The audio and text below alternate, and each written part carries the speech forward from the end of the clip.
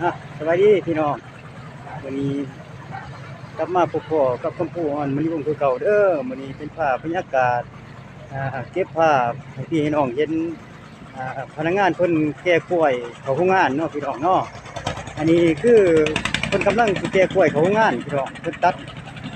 กล้วยออกมาจากสวนใหม่ๆสดๆเลยเพิ่นกำลังแก้เขาโรงงานเลยสิไปเก็บภาพให้พี่ให้น้องเห็นนํกันเนาะภาพใหม่ๆสดๆเลยพี่น้อง เพิ่นตัดมะกล้วยออกมาที่สวนเพิ่นเลยเพิ่นก็เอารถแก้มะกล้วยเข้าโรงงานพี่น้องเนาะเอาข้าพเจ้าสิไปถ่ายภาพให้พี่ให้น้องเบิ่งเกี่ยวกับมันรถแก้มะกล้วยเข้าโรงงานอันนี้เพิ่นกำลังลากมะกล้วยมะกล้วยเข้าโรงงานเด้อพี่น้องเด้อเอารถนี่เพิ่นก็ใช้รถกำนันอันขนาดใหญ่นะแก้มะกล้วย อันนี้ตอนนี้รถกำลังค่าพี่น้องกำลังค่ากำลังค่าจะว่าเพิ่นสิกำลังแก้ไขว่าสิเอามันรถขึ้นจากยิ่งจังได๋นะพี่น้องเด้อและพนักงานเพิ่น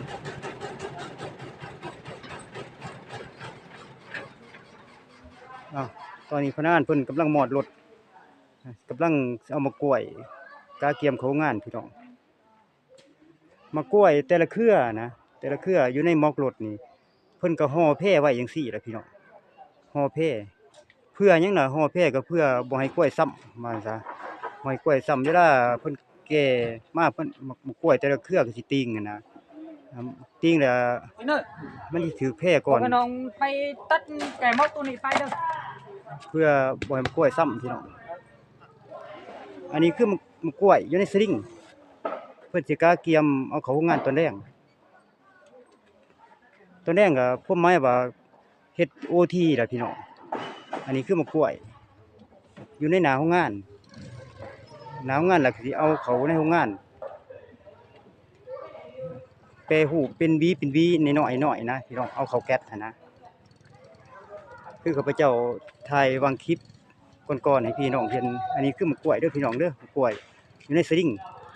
เพิ่นกำลังสิเอาเข้าโรงงานตอนแรงพี่น้องคอยถ่ายภาพบรรยากาศให้พี่น้องเห็นช้าๆไปนำกันค่อยๆถ่ายเนาะพี่น้องเนาะอันนี้ข้าพเจ้าถ่ายแล้วยาวให้พี่น้องเห็นทั้งยาวนะ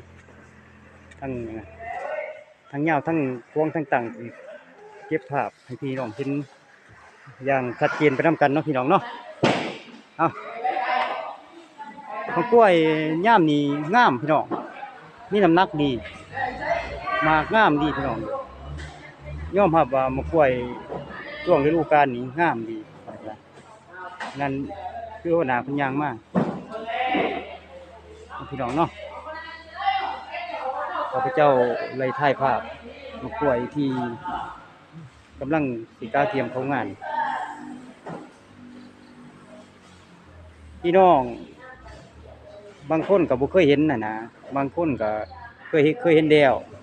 แต่ว่าส่วนหลายอะนะพี่น้องก็บ่เคยเห็นหรอกว่ามะกล้วยเพิ่นเอาเข้าโรงงานจั่งใดเพิ่นอัน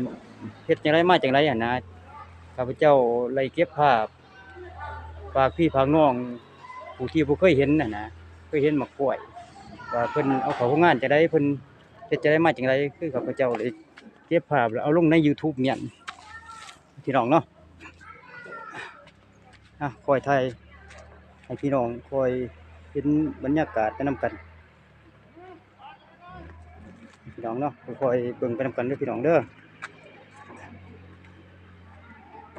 แต่ละมื้อข้าพเจ้าก็เก็บภาพเล็กๆน้อยๆให้พี่ให้น้องเห็นน่ะนะแล้วก็ฝากพี่ฝากน้องอันนี้ไรขาดตกบกพร่องก็ข้าพเจ้าขอโทษขออภัยเด้อพี่น้องเด้อภาพก็บ่ชัดบ่เจนปานใดเพราะว่าโทรศัพท์ก็บ่ทันสมัย